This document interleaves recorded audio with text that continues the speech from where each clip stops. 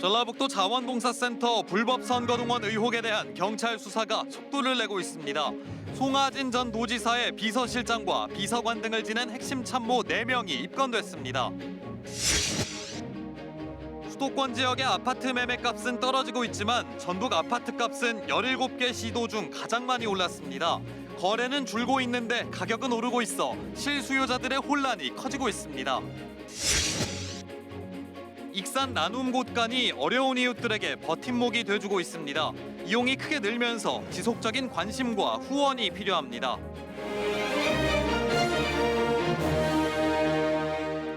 여러분 안녕하십니까? 9시 전북권 뉴스입니다.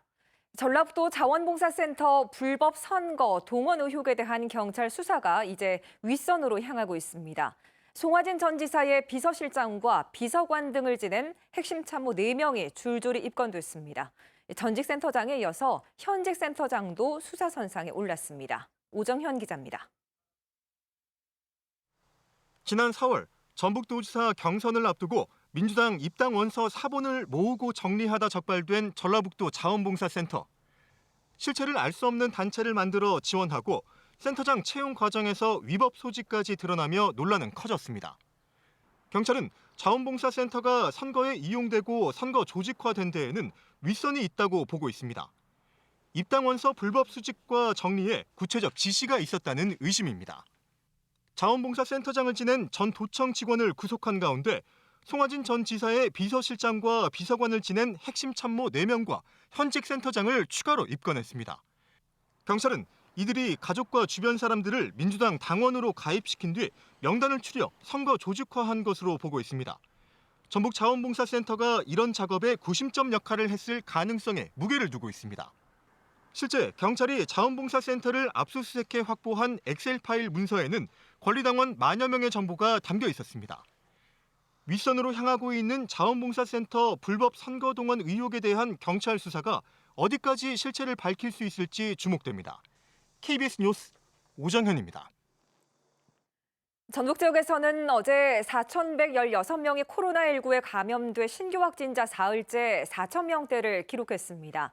시군별로 보면 전주는 1,568명, 익산 680명, 군산 678명이고 20대가 632명, 50대는 591명, 40대가 582명 순이었습니다. 감염 재생산 지수는 3일 기준 1.13으로 유행 지속 경향을 보이고 있고 병상 가동률은 31%, 재택 치료자는 19,000여 명입니다.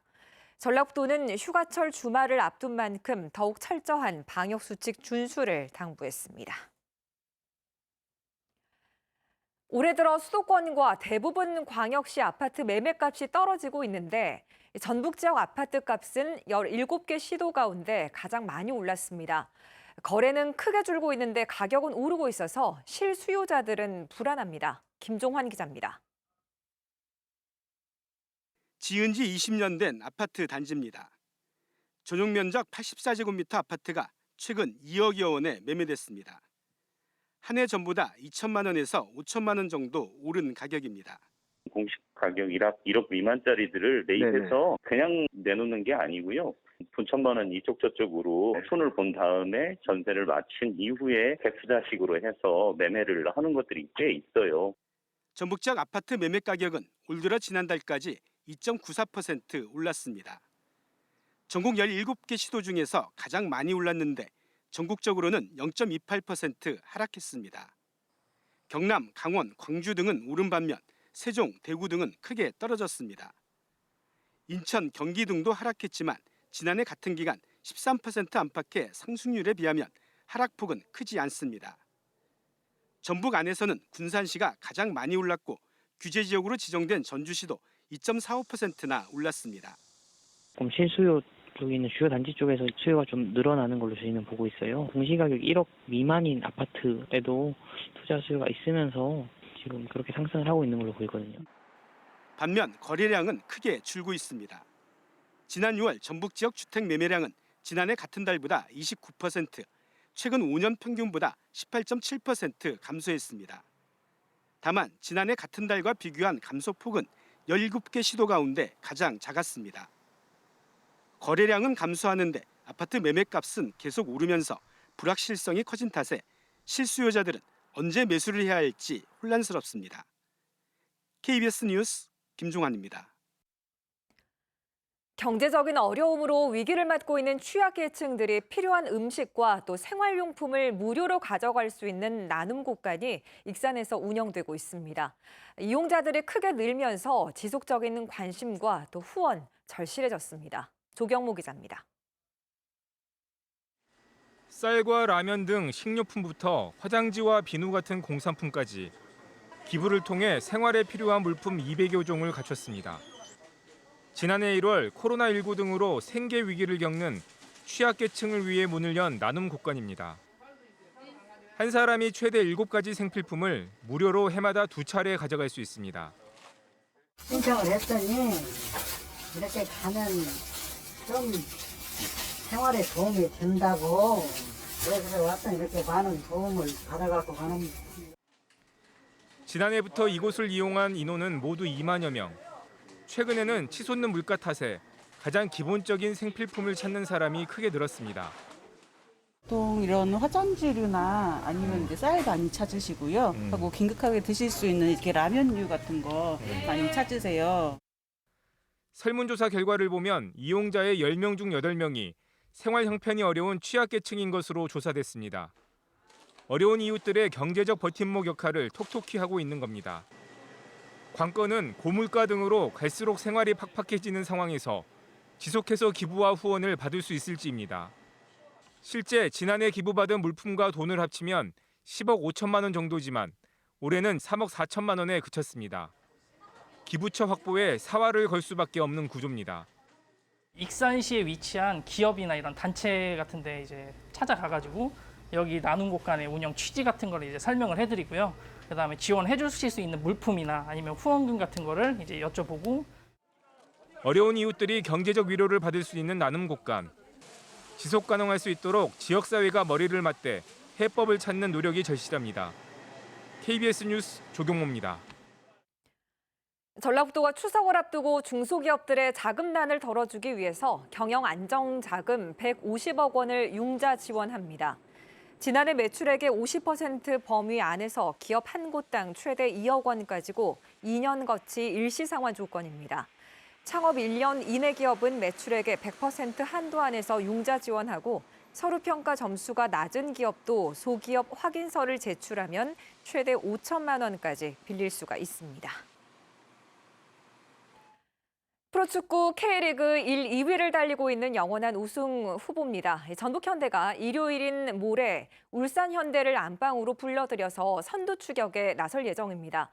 전북이 이기게 되면 승점차가 3점으로 좁혀지지만 질 경우에는 9점까지 벌어져 최대 승부처로 꼽히고 있습니다. 이종환 기자입니다.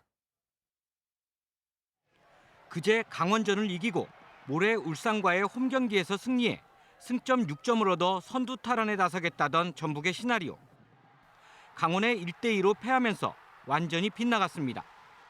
앞으로 파이널 라운드를 포함해 14경기가 남아있지만 상위 리그를 겨냥한 상대 팀들의 총 공세가 예상되면서 선두 경쟁을 낙관하기도 어려운 상황. 전북은 모레 울산과의 홈경기를 올 시즌 최대 승부처로 보고 박지성 어드바이저 응원을 앞세워 총력전을 예고했습니다. 22세 카드를 활용을 잘 해야 될 것 같습니다. 체력적으로 도움이 될 만한 거는 모든 방법을 강구를 해가지고. 하지만 최근 부상으로 주력 선수가 잇따라 빠지고 체력과 경기 집중력에 대한 부담이 커지면서 울산전 역시 쉽지 않은 경기가 될 것이라는 분석입니다.